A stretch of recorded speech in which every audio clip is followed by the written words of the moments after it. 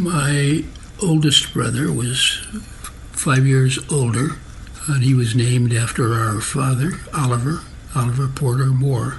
My younger brother was 6 years younger, and his name was Alan Stowell Moore. The middle names are all my father's family names. I would say that I spent quite a bit of time with them, but I had my own friends, and they had their friends because of the age difference. My mother, I gather, made a decision to keep her children a little bit apart so that they wouldn't be too much of a burden for her. My older brother was an extremely shy person. At the time, we were both kids and just 5 years apart. We slept in the same bedroom, in the same bed, a double bed, which gave us both some opportunities to have someone to talk to when we could go to bed and were awake and talking about things that we never talked about to my parents, like girls. Funny.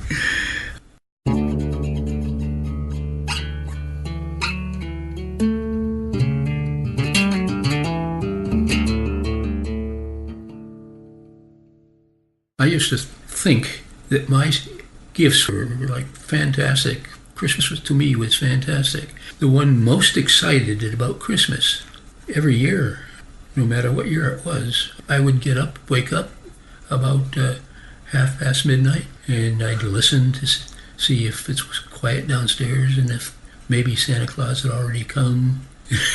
I would come to tiptoe down the stairs, and it was very exciting. And my parents were lying in bed awake, and they'd get big kicks out of my response to the things I was opening up that were mine. Oh, wow! And, I'd say all kinds of things like that. I remember one time my youngest brother, I was already out and had been downstairs for some time.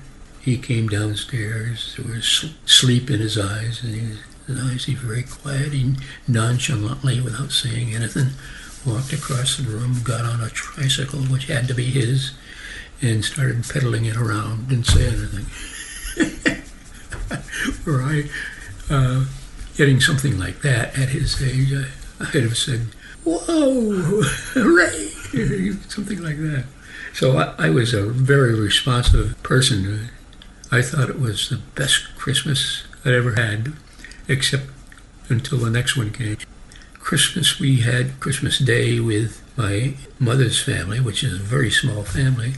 Thanksgiving, we had to my father's family. I really liked Thanksgiving, though. Lots of kids my age, all ages. It was the biggest family you probably ever saw. Even my father's oldest sister had something like 9 children, and one was just about exactly my age. And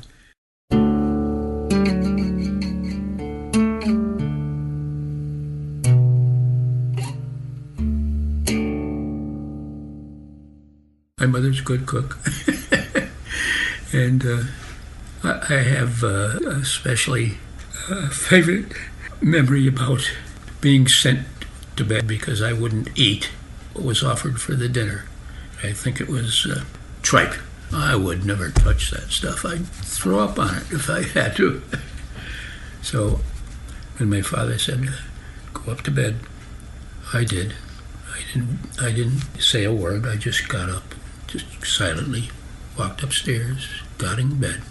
A few minutes later, my father came up, and I pretended that I was asleep. I was facing on the side of the bed that was away from the door where he comes in to the bedroom, so I could fake it. And he sat on the edge of the bed, and he put his hand on me, and I remember that so clearly. But I just stayed there.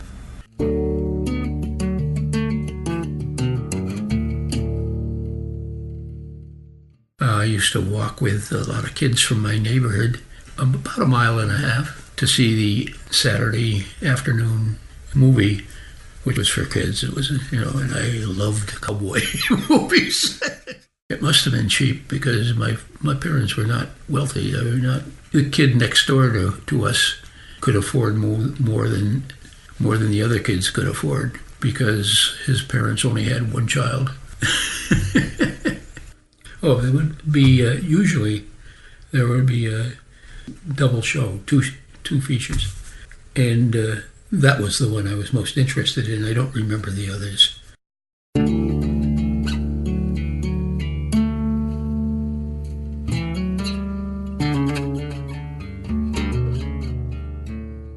My first serious romance was second grade, and it lasts through sixth grade. And being shy, let me tell you, she never knew.